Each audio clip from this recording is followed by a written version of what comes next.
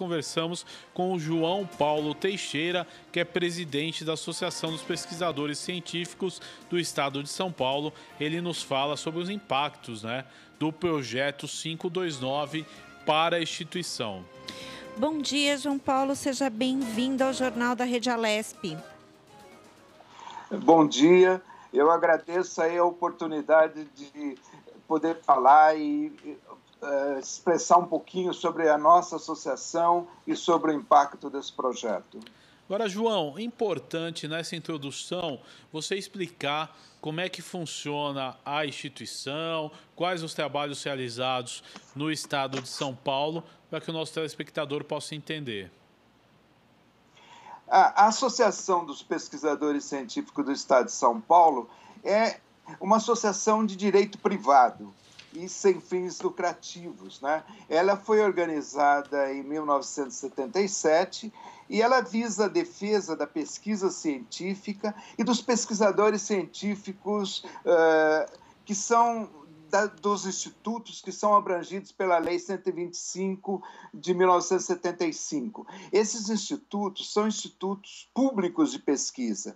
Nós temos associados de 19 institutos públicos de pesquisa, nas áreas da agricultura, na área do meio ambiente, na área da saúde.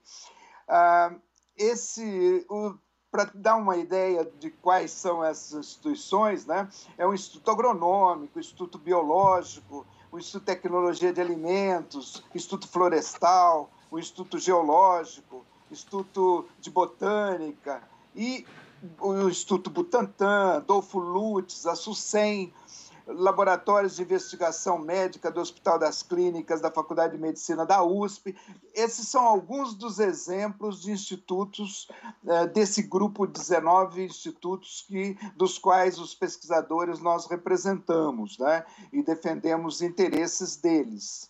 Então, a atuação da associação é no sentido de estar atenta ao que está ocorrendo com essas instituições, com os pesquisadores, com a carreira de pesquisador científico, que é algo diferenciado no Estado, É uma carreira que avalia os pesquisadores sistematicamente, então ela permite que os pesquisadores progridam na carreira por mérito. Então, é algo bastante importante que tem sido defendido hoje como uma medida geral e que é praticado para essa carreira de pesquisadores há bastante tempo, Então, o trabalho principal da associação é de estar em permanente contato com o ambiente de pesquisa, procurando explorar e defender aspectos que viabilizem a pesquisa científica nesses institutos, defendendo os pesquisadores e como é o caso agora desse PL 529, A associação está articulando contatos com os deputados, fazendo um contato permanente com os deputados de várias correntes, no sentido de convencê-los, de oferecer informação técnica que consubstancie uma oposição a esse PL 529. Há aspectos extremamente ruins para a pesquisa e não é algo corporativo, quer dizer, há impacto, inclusive depois vai repercutir na sociedade o impacto que esse projeto, se viabilizado, vai provocar por exemplo, extinguir a SUSEM. O artigo 2º, inciso 1º desse projeto de lei, extingue a SUSEM, que é um estudo de pesquisa e é um órgão que tem um papel fundamental na defesa da saúde pública, com repercussão no interior do estado de São Paulo extremamente intensa e importante, e ela está sendo extinta. A extinção do Instituto Florestal, que trabalha com a biodiversidade, com a exploração da silvicultura, um trabalho extremamente importante que é desenvolvido pelo Instituto Florestal, que também como instituição, é extinto por esse projeto, né? E, sim, estranhamente ou dissimuladamente, esse mesmo projeto, no artigo 66, que extingue o Instituto Florestal, ele provoca a extinção dissimulada do Instituto Geológico e do Instituto de Botânica, ao prevê a criação de uma instituição nova, fruto da fusão dessas instituições. Então, as consequências desse projeto, nesse sentido da extinção de instituições, de fusão de instituições de pesquisa, é extremamente preocupante e terá consequências, com certeza, para o próprio desenvolvimento de ciência, tecnologia e inovação no estado de São Paulo e com impacto, com certeza, na sociedade paulista. Um outro aspecto desse projeto de lei é o artigo 17 desse artigo de lei. A previsão de que haja um recolhimento de superávites de recursos captados pelos institutos ou gerados pelos institutos para o governo central. Quer dizer, eles recolhem esse recurso considerado superávit no final de cada ano.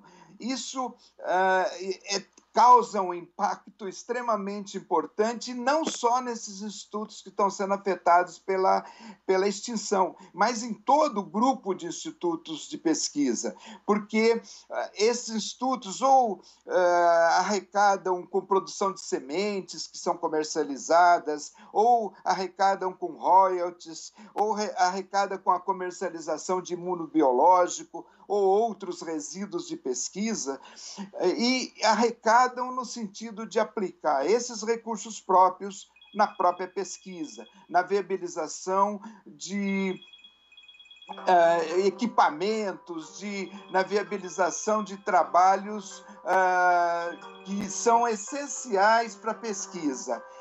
E isso tem sido uma ameaça presente aí por esse projeto de lei. A ameaça permanente, porque não cria um incentivo para que as instituições busquem recurso, captem recurso, produzam e estabeleçam um fundo de suporte à pesquisa em cada unidade, né? Paulo, você falou dessa arrecadação que o próprio Instituto faz, o que indica uma certa autossuficiência aí do Instituto. Eu queria saber se o impacto no orçamento do Estado, do Instituto, das pesquisas que vocês realizam, é grande. Qual que é esse impacto aí para o orçamento? Se a gente imaginar o montante desses fundos, quanto isso representa para o Estado, não é grande, não é tão importante assim, mas para as instituições é muito importante. Hoje, a dotação orçamentária dos institutos ela é extremamente limitada para aplicação em pesquisa. Os recursos são destinados a salários e recursos à manutenção de algumas atividades essenciais, como água, luz, telefone. Então, tem algumas despesas que são obrigatórias e esse recurso da dotação orçamentária que o Estado atribui a cada instituto se perde ou é gasto com isso. Para a pesquisa propriamente, é muito pouco recurso que é disponível vindo do Tesouro do Estado. Então, os institutos, eles captam recursos junto à agência de fomento, junto à iniciativa privada e com a produção de bens que são decorrentes da própria pesquisa. Ao se desenvolver uma determinada pesquisa, normalmente pode ocorrer a produção de um bem que é comercializado. que é, como eu citei, o caso de imunobiológicos, o caso de sementes, por exemplo, né? Então, agora, esse montante é pouco significativo para o Tesouro do Estado, embora se queira recolhê-los. Mas para o Instituto, para a aplicação local de cada instituição, é extremamente importante. Hoje mesmo, nós tivemos aí anteriormente o Dr. Paulo falando sobre o Instituto Geológico, de que o que arrecadam, e lá principalmente é com royalties, corresponde a 50% da necessidade do Instituto. É um exemplo que foi citado hoje aqui em entrevista anterior. Então, isso dá uma dimensão da importância local, da importância do arrecadado por cada instituto. A soma disso para o Estado, proporcionalmente à demanda que o Estado tem, não é tão significativo assim. Agora, é interessante, né, a gente falar quais as conversas, as articulações que o grupo tem tido, tanto com os deputados quanto no executivo, para tentar, né, argumentar e chegar aí em emendas, em transformações nesse projeto. Há um trabalho que a associação tem desenvolvido, é um trabalho conjunto com os pesquisadores dessas áreas afetadas, no sentido, inicialmente, de um diagnóstico exatamente das consequências da efetivação desse projeto, e isso gerou uma série de emendas que foram apresentadas ou se buscou que os deputados apresentassem. Esse projeto de lei tem 623 emendas, se eu não me engano, o número total, das quais pelo menos 60 emendas dizem respeito a esses institutos que nós citamos, né? A SUSEM, ao Instituto Biológico, Instituto Geológico, ao Instituto de Botânica e ao Instituto Florestal. Então, é um número significativo, ao meu ver, de emendas que procuram contornar os problemas que nós enxergamos no projeto 529. Agora, a consequência disso, né, as emendas foram apresentadas, há toda uma dificuldade da viabilização delas, né? Então, há um trabalho permanente de contato, nós estamos desenvolvendo isso, um contato com deputados, procurando mostrar os aspectos que nós vemos como negativos da aprovação desse projeto, as consequências que isso vai levar, né? E procurando convencer os deputados de que determinadas emendas deveriam ser aprovadas no sentido de preservar essas instituições.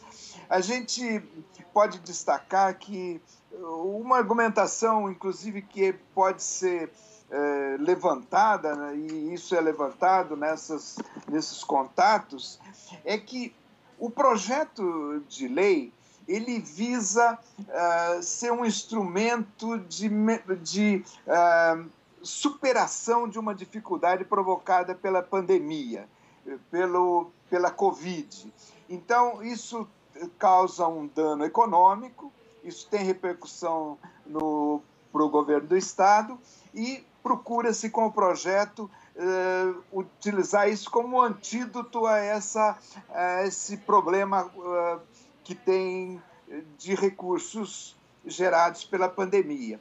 Só que, de certa forma, o governo do Estado está matando uma galinha de ovos de ouro, porque ao eliminar, por exemplo, institutos de pesquisa, ele elimina também a possibilidade de uma ação de ciência, tecnologia e inovação na retomada de crescimento. A pandemia vai passar, a necessidade de desenvolvimento do Estado, de retomada de crescimento, retomada da economia, vai se fazer presente, e essas instituições contribuem com isso. Essas instituições representam, têm uma importância fundamental nessa retomada também. Então, ao se eliminar as instituições,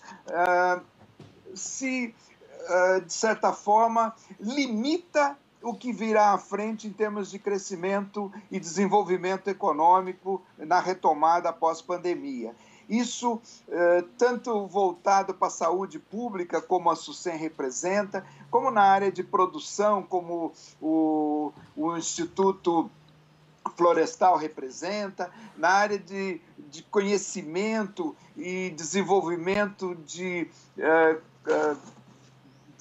do conhecimento da biodiversidade, como o Instituto de Botânica, e o impacto, por exemplo, do geológico, que tem um papel fundamental no suporte a várias áreas do Estado, ligado, inclusive, a desastres naturais, à conservação de água, a vários outros aspectos. Então, esse trabalho junto aos deputados é nesse sentido, de demonstrar, de mostrar as consequências graves que a aprovação desse projeto vai gerar. Você falou, João, sobre o impacto de da perda de vários desses institutos. Como que isso, claro, que em termos científico e até para as pessoas que dependem aí desses institutos, dos funcionários e tal. Mas e o impacto para a população? Como que poderia impactar, por exemplo, no atendimento, em algum atendimento, em subsídio dessa pesquisa, no resultado dessa pesquisa para a população, dessas pesquisas? A gente pode exemplificar aí com o caso da SUSEM, de saúde pública, né? Isso impacta diretamente o trabalho, a sociedade. A SUSEM, por exemplo, ela tem uma atuação distribuída no Estado e é extremamente importante e imprescindível para a ação de municípios médios e pequenos. E trabalhando com o controle de vetores que desenvolvem, por exemplo, que são causadores de endemias aí. Nós temos aí presente vários momentos em que se lembra da dengue, de outros, da febre amarela, que, de certa forma, houve uma retomada de casos disso, inclusive na vizinhança da Grande São Paulo, no Estado, há várias áreas com isso. Então, existem a malária, existem várias repercussões do trabalho, por exemplo, que a SUSEM faz. Ao auxiliar prefeituras, ao orientar tecnicamente prefeituras no sentido do controle desses vetores que são causadores desses males, é uma repercussão para a sociedade que é bastante visível e bem caracterizada, né? A mesma coisa, só para restringir aí a alguns casos, é o caso do Instituto Geológico, né? Ele trabalhando explorando esse conhecimento, essa expertise em geociências, ele trabalha com desastres naturais, com alertas para desastres naturais. Isso tem um impacto importante na vida das pessoas, né? Isso afeta a vida, inclusive, das comunidades mais precarizadas, né? Então, há vários exemplos que essas instituições atuam, não só do ponto de vista da teoria, do desenvolvimento do conhecimento, mas no impacto efetivo de gerar trabalhos, gerar técnicas, gerar informações que protejam a sociedade. Uhum. João Paulo, eu fiz essa pergunta para Inês Cordeiro e reitero ela para você também, sobre comparando as pesquisas do Brasil com de outros países, a absorção desses institutos, essa mudança aí nesses institutos pode trazer um impacto nesse ranqueamento, digamos assim, da pesquisa brasileira, comparando a de outros países?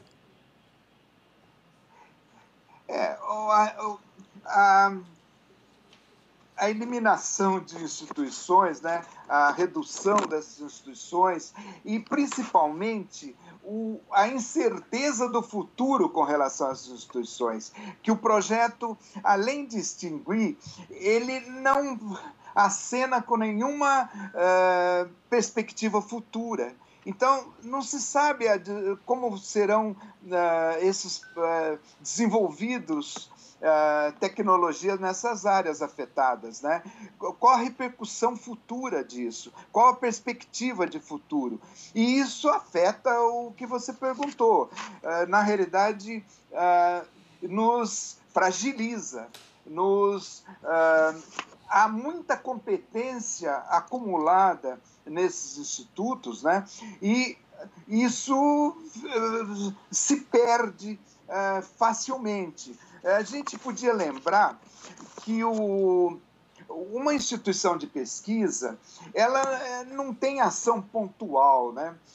É um encadeamento de conhecimento que vão sendo acumulados e eles vão sendo usados para formar recurso humano novo, que virá a conduzir as pesquisas no futuro, e também para se criar um conhecimento que nem sempre é codificado, nem sempre é publicado, nem sempre é um manual, nem sempre é um artigo científico, mas é o conhecimento do indivíduo, do grupo de indivíduos que atuam numa determinada área. Então, esse conhecimento não codificado, numa situação de desestruturação do Instituto de Pesquisa, se perde. E isso é uma riqueza fenomenal, né? É uma riqueza da qual nós não podemos prescindir para o futuro. Então, a pesquisa científica, ela se vale do acúmulo de conhecimento. É algo acumulativo, algo que vai crescendo à medida que o tempo passa e que o conhecimento é aprofundado. Então, não se pode perder isso. Quando se diz da comparação com outras instituições, de outras localidades, etc., é isso. Nós vamos nos distanciar do que tem de mais moderno, do que tem de mais avançado, porque desestrutura as ligações que hoje se dão muito em rede, né? Hoje a pesquisa atua em rede, ela cria parceiros em vários lugares do mundo, em várias regiões do Brasil, e essa é uma articulação que só pode progredir, prosperar numa instituição estável, que tenha reciclagem de pessoal, que é outro problema que todos os nossos institutos carecem. Nós estamos com uma defasagem de recurso humano extremamente perigosa. Também é uma ameaça que existe aí pairando sobre os institutos de pesquisa. Então, isso tudo leva a uma preocupação enorme com o futuro dessas instituições, com o futuro da pesquisa em São Paulo e com repercussão no Brasil. João Paulo, eu quero agradecer a sua participação no Jornal da Rede Alesp desta quarta-feira. Então, uma próxima oportunidade aí que a gente possa trazer essas informações aos nossos telespectadores, tá? Eu agradeço aí a oportunidade que tive e espero ter contribuído para esclarecimento de alguns pontos com relação ao PL. Tá certo, muito obrigado. Falamos aqui mais do PL 529 de 2020 no Jornal da Rede Alesp desta quarta-feira, né, Melissa? Exatamente.